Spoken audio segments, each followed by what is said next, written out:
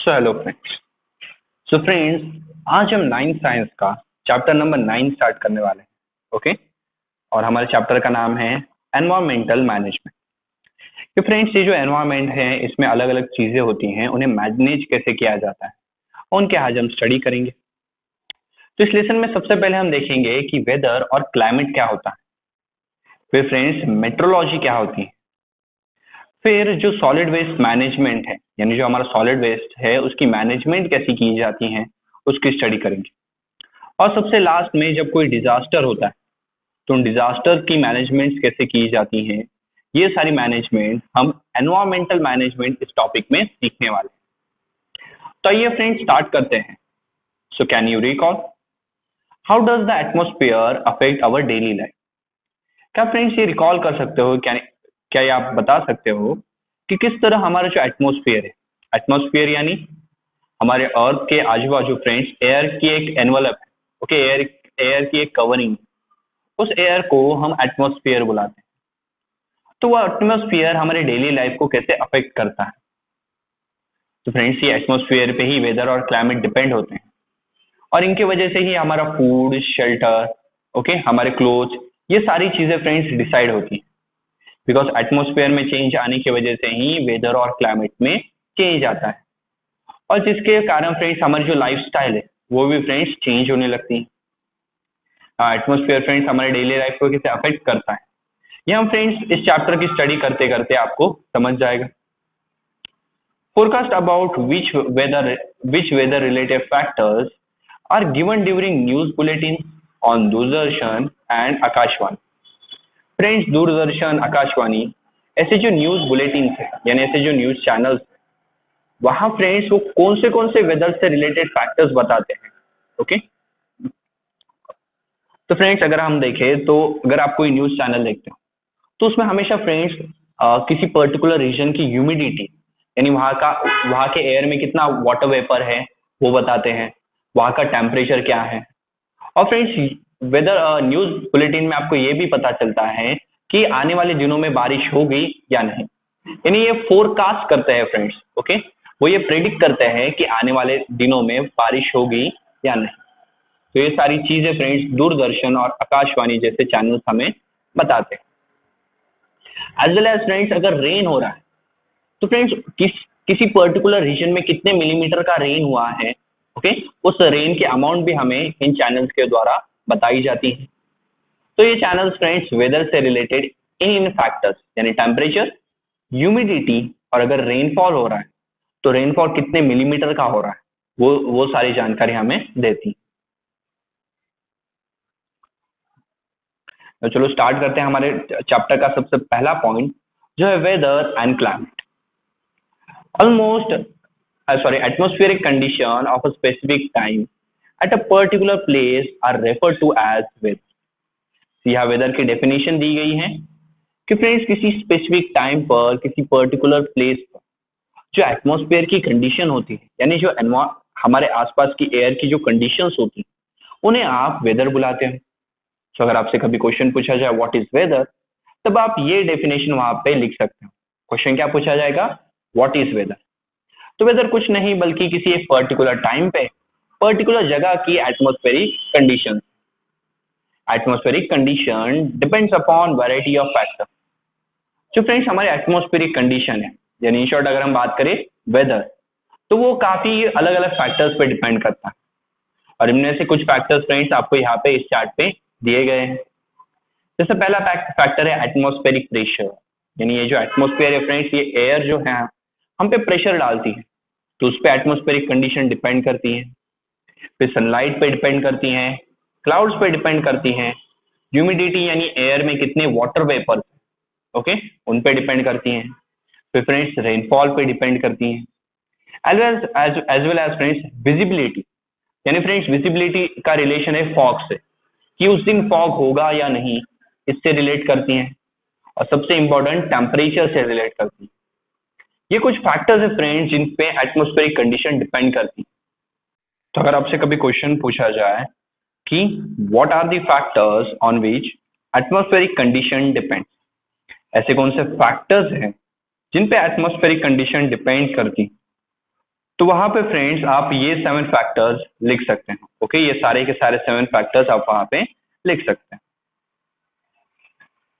We frequently express our opinion about the weather by making statements like today is too cold or today is very hot day. Sorry, today is very hot today. It is very hot today. हम friends तुरंत अपने अपने weather के बारे में अपना एक opinion दे देते हैं। अगर फ्रेंड्स हमें काफी कोल्ड लग रहा है तो हम ये कहते हैं कि today it is very cold, और अगर काफी गर्मी है उस दिन तो हम ये कहते हैं it is very hot today. तो ये जो हम बात कर रहे हैं फ्रेंड्स, यहाँ हम वेदर के बारे में बात करते हैं। ओके, उस पर्टिकुलर जगह ओके हमारी जो कंडीशंस होती हैं, ओके हमारे आसपास की एटमॉस्फेरिक कंडीशंस जो होती हैं, उन वेदर के बारे में हम अपने ये ओपिनियन देते हैं। Weather depends upon the prevailing conditions of the air. Friends weather depend करता है कि उस वक्त फ्रेंड्स एयर की कौन सी कंडीशंस है। इन बातों पे फ्रेंड्स वेदर डिपेंड करता है। यानी फिलहाल फ्रेंड्स कौन सी कंडीशन प्रिवेल, ओके फिलहाल कौन सी कंडीशन वहां पे है।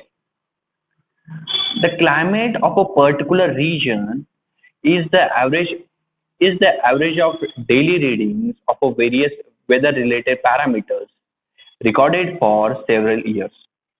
और जो फ्रेंड्स क्लाइमेट होता है किसी एक पर्टिकुलर रीजन का, वो कुछ नहीं फ्रेंड्स, बस असल में फ्रेंड्स वो अलग अलग वेदर से रिलेटेड पैरामीटर की एवरेज डेली रीडिंग्स होती है जो फ्रेंड्स काफी सालों से रिकॉर्ड की जा रही। ओके, क्लाइमेट क्या है फ्रेंड्स? किसी रीजन का जो पर्टिकुलर क्लाइमेट होता है वो असल में फ्रेंड्स वेदर से रिलेटेड कुछ ऐसे पैरामीटर्स होते हैं। ओके, और उनकी हम एवरेज डेली रीडिंग लेते हैं, और ये जो एवरेज डेली रीडिंग से फ्रेंड्स ये हम काफी सालों से इनका रिकॉर्ड मेंटेन करते आ रहे हैं, और उन रिकॉर्ड्स के बेसिस पे हम ये बताते हैं कि किसी पर्टिकुलर रीजन का क्लाइमेट क्या है। Hence climate is a long term predominant condition of the atmosphere.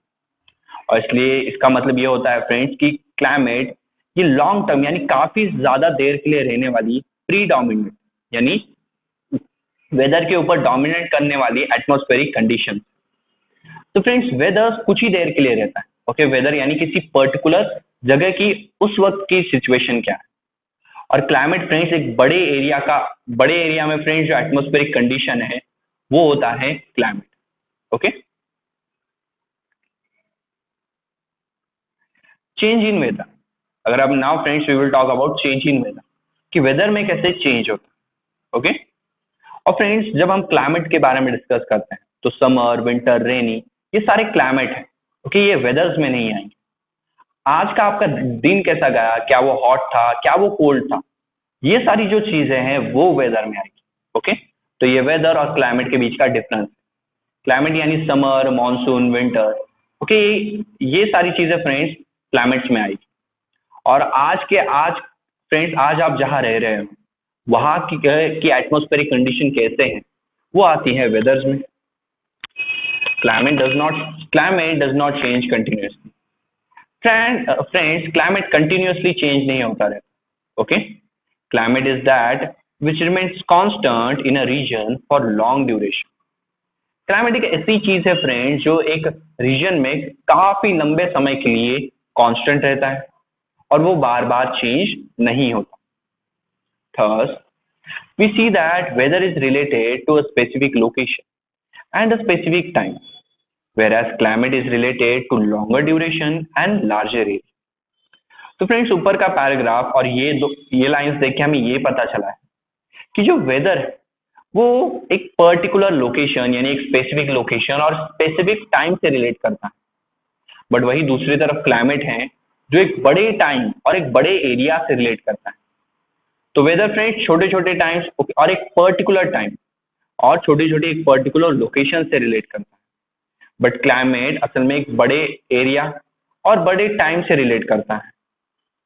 Changes in the weathers में occur for short periods of time. Weather में जो चेंजेस होते हैं फ्रेंड्स वो काफी छोटे छोटे समय के लिए हो सकते हैं। ओके, यानी कुछ समय कोई वेदर चल रहा है। ओके, कुछ समय फ्रेंड्स आपको गर्मी हो रही होगी, कुछ समय के बाद फ्रेंड्स तुरंत आपको कोल्ड लग रहा होगा, कुछ समय फ्रेंड्स अचानक रेन होने लगा होगा। तो ये सारी जो चीजें हैं वो वेदर है। whereas change in the climate takes place takes takes place slowly over a much longer duration. But वही अगर हम क्लाइमेट में जो चेंज आया है उसकी बात करें तो क्लाइमेट में चेंज फ्रेंड्स काफी स्लोली होता है और वो काफी लंबे ड्यूरेशन के बाद होता है, यानी उसे काफी देर लगती है फ्रेंड्स कंप्लीटली चेंज होने के लिए। ओके, वेदर की तरफ फ्रेंड्स वो कंटिन्यूसली और छोटे छोटे समय के लिए चेंज नहीं हो, तो वेदर छोटे पीरियड में भी फ्रेंड्स चेंज हो सकता है, बट क्लाइमेट को चेंज होने के लिए काफी लॉन्ग ड्यूरेशन यानी काफी ज्यादा समय लगता है। Climate plays a very important role in our day to day life. Climate जो है ना वो फ्रेंड्स हमारी डेली लाइफ में काफी एक इम्पॉर्टेंट रोल प्ले करते हैं। वे क्लाइमेट्स कौन सा इंपॉर्टेंट रोल प्ले करते हैं वो देखते हैं। It influences our basic needs like food, clothing and shelter as well as our occupation. Friends climate की वजह से हमारा जो फूड है, हमारी जो क्लोथिंग है और हमारा जो शेल्टर है, यहाँ तक कि फ्रेंड्स हमारे जो ऑक्यूपेशंस हैं वो भी काफी ज्यादा इन्फ्लुएंस होते हैं, यानी वो भी फ्रेंड्स उसके अकॉर्डिंग हम चेंज करते रहते हैं। ओके, यानी फ्रेंड्स क्लाइमेट हमारी इन सारी बेसिक चीजों पे अफेक्ट करता है। ओके, उसका इन सारी चीजों पे इन्फ्लुएंस होता है यानी अफेक्ट होता है। Climate is specially important for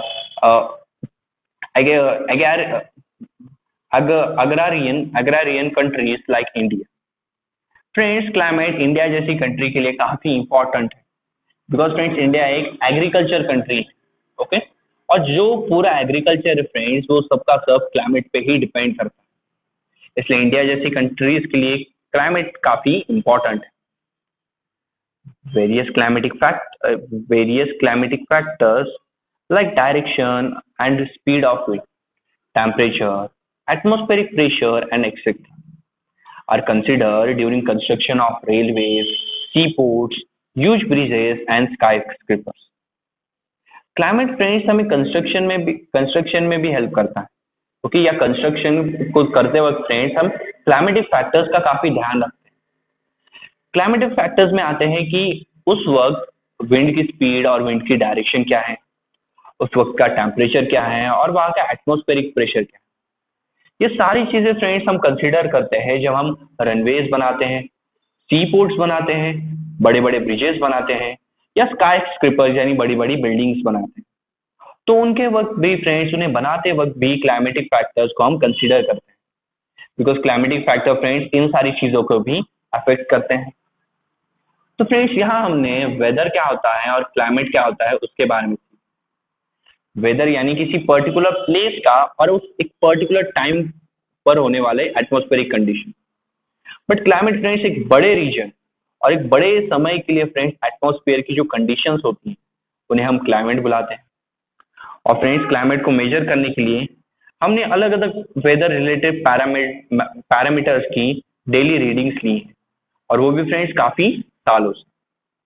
तो ये हमें क्लाइमेट की फ्रेंड्स यहाँ पे डेफिनेशन दी गई है कि the climate of a particular region is the average of daily readings of various weather related parameters recorded for several years।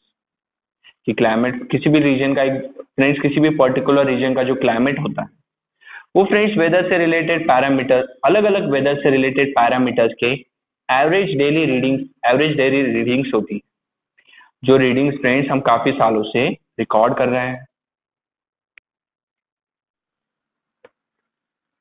Now use your brain power. यहाँ पे जो क्वेश्चन दिया गया है फ्रेंड्स, ऐसा क्वेश्चन आपसे एग्जाम में पूछा जा सकता है और ये जो क्वेश्चन है फ्रेंड्स ये इसी पैराग्राफ पे बेस्ड। तो देखते हैं वो क्वेश्चन क्या है। Which factors are affected favourably और अनफेवरेबल बाय क्लाइमेट। फ्रेंड्स ऐसे कुछ से फैक्टर्स हैं जो फ्रेंड्स क्लाइमेट की वजह से बहुत ही अच्छी तरीके से अफेक्टेड हैं और अफेक्टेड नहीं भी हैं। What must we do to minimise this effect. और हमें क्या करना चाहिए फ्रेंड्स ताकि क्लाइमेट से होने वाले जो इफेक्ट्स हैं उन्हें हम मिनिमाइज कर सकें। तो सबसे पहले फ्रेंड्स क्लाइमेट से सबसे ज्यादा इफेक्ट होता है एग्रीकल्चर पे। अगर फ्रेंड्स क्लाइमेट काफी अच्छा हो तो फ्रेंड्स क्रॉप्स काफी अच्छे उगेंगे, बट क्लाइमेट फ्रेंड्स इतना अगर अनफेवरेबल हुआ यानी एग्रीकल्चर के लिए अच्छा नहीं हुआ तो वहाँ ड्रॉट जैसी कंडीशंस आ जाती हैं, यानी वहाँ पे सूखा पड़ जाता है।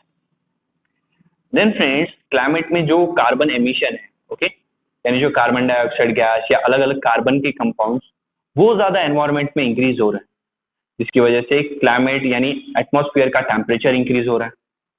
और इसकी वजह से फ्रेंड्स, जो हमारे ग्लेशियर्स यानी नॉर्थ और साउथ पोल की जो आइस है, उन्हें हम ग्लेशियर्स बुलाते हैं। तो वो ग्लेशियर्स फ्रेंड्स मेल्ट हो रहे हैं, जिसकी वजह से हमारी सी लेवल जो है वो इंक्रीज होती चल रही है। और अगर सी लेवल इंक्रीज होगी फ्रेंड्स, तो फ्रेंड्स समुद्र के आसपास जितने भी शहर है या जितने भी आइसलैंड है, वो फ्रेंड्स सब पानी के, वो फ्रेंड्स सारे के सारे डूब सकते हैं। तो ये सारे फ्रेंड्स क्लाइमेटिक इफेक्ट है। इन्हें कंट्रोल करने के लिए फ्रेंड्स, या इन्हें मिनिमाइज करने के लिए सबसे पहले तो हमें कार्बन का इमिशन रोकना पड़ेगा, फिर ज्यादा से ज्यादा ट्री लगाना पड़ेंगे, ओके। और लोगों में फ्रेंड्स एनवायरमेंट के लिए एक अवेयरनेस जगानी पड़ेगी। तो ऐसा, ये पूरा आंसर फ्रेंड्स आप इस तरीके से इस क्वेश्चन के लिए लिख सकते हैं। नाउ हमारा जो नेक्स्ट पॉइंट है वो है think and discuss. Now think and discuss में आपको कुछ पॉइंट्स दिए गए, जिन पॉइंट्स पे आपको थिंक करना है, यानी ओके विचार करना है, और आपके दोस्तों के साथ डिस्कस करना है। उनमें से पहला पॉइंट है कि human progress is related to conductive climate and geography.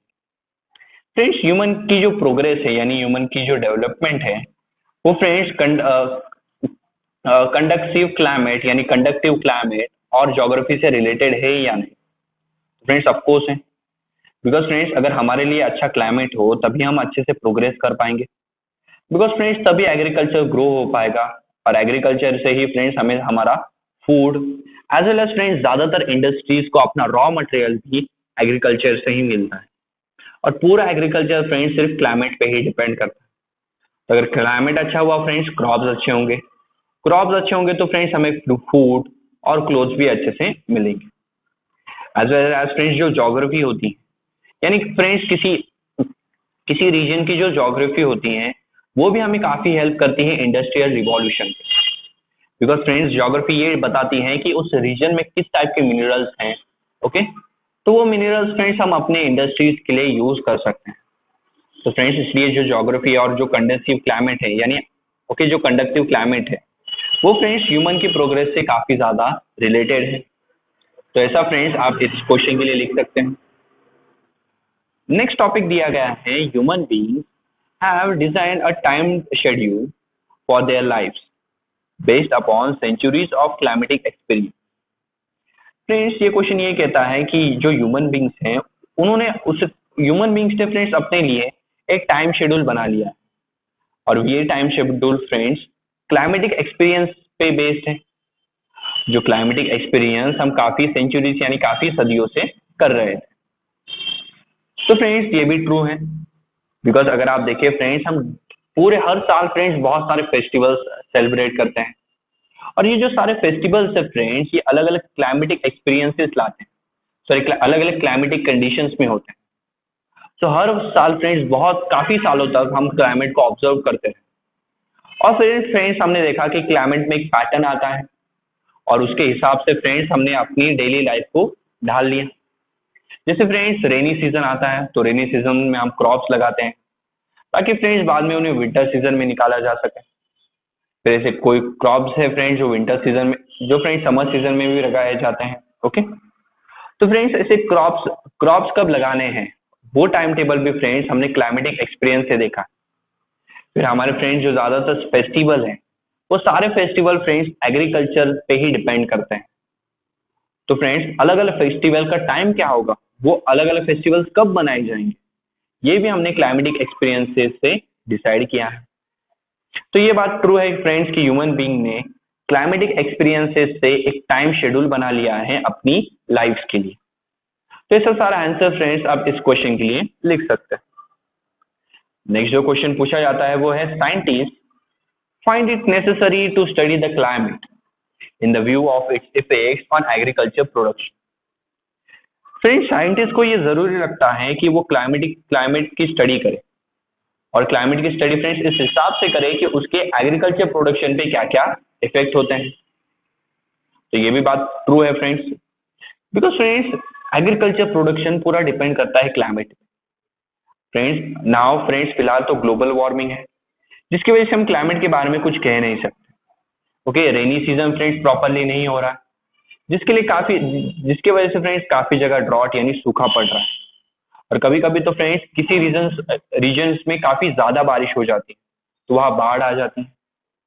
तो फ्रेंड्स ये सारी जो चीजें हैं यानी सूखा और बाढ़, ये सारी चीजें फ्रेंड्स हमारे एग्रीकल्चर प्रोडक्शन को काफी अफेक्ट करती हैं। और एग्रीकल्चर से ही फ्रेंड्स हम सब के लिए फूड आता है। अगर एग्रीकल्चर ही नहीं रहेगा फ्रेंड्स तो हम भी नहीं रहेंगे। इसलिए फ्रेंड्स जो एग्रीकल्चर साइंटिस्ट हैं वो फ्रेंड्स हमेशा क्लाइमेटिक कंडीशन की स्टडी करते रहते हैं। ओके, और फ्रेंड्स क्लाइमेट की स्टडी करके वो एक ऐसे प्लांट्स बनाना चाहते हैं जो क्लाइमेट के लिए रीसाइलेंस हो। ओके, कैसे हो फ्रेंड्स? रीसाइलेंस का फ्रेंड्स यहाँ मीनिंग होता है कि ऐसे प्लांट्स जो फ्रेंड्स टफ कंडीशन से भी फाइट कर जाए और बाद में काफी जल्दी भी रिकवर हो जाए। इन ऐसे प्लांट्स जो अगर ड्रॉट में भी है फ्रेंड्स तो वहां भी वो सरवाइव करे। और फ्रेंड्स जब ड्रॉट यानी जब सूखा खत्म हो जाएगा तो वो काफी जल्दी रिकवर करके अच्छे से ग्रो भी होने लगे। ऐसे प्लांट्स पे फ्रेंड्स साइंटिस्ट अभी वर्क कर रहे हैं, और उन प्लांट्स को स्टडी करने के लिए हमें क्लाइमेट की स्टडी करना काफी इंपॉर्टेंट है। तो ये सारे आंसर आप इस क्वेश्चन में लिख सकते हैं। अभी यहाँ हमारे पास एक स्पेशल डे है। जो स्पेशल डे है friends 23rd of March. 23rd of March friends world metrological day के तौर पे मनाया जाता है। मेट्रोलॉजिकल डिपार्टमेंट वही डिपार्टमेंट है फ्रेंड्स जो हमें वेदर के बारे में रिपोर्ट करते रहता है कि आज बारिश होगी कि नहीं। ओके, आज का टेम्परेचर क्या रहेगा, आज कितनी ठंडी होगी, या आने वाले दिनों में क्या होगा। ये सारी क्लाइमेट या वेदर से रिलेटेड जो सारी इंफॉर्मेशन वो हमें मेट्रोलॉजिकल डिपार्टमेंट देता है। तो उनका ही डे होता है 23rd March, that is world metrological day. आपको यहाँ एक एक्टिविटी दी गई है जो है collect information about metrology and prepare charts to create awareness about it. Friends metrology के बारे में इंफॉर्मेशन कलेक्ट कीजिए और मेट्रोलॉजी पे फ्रेंड्स कुछ चार्ट्स बनाइए, जो चार्ट्स फ्रेंड्स मेट्रोलॉजी के बारे में लोगों में अवेयरनेस यानी जागरूकता लाए। ओके, तो ये था एक friends special day for the metrology.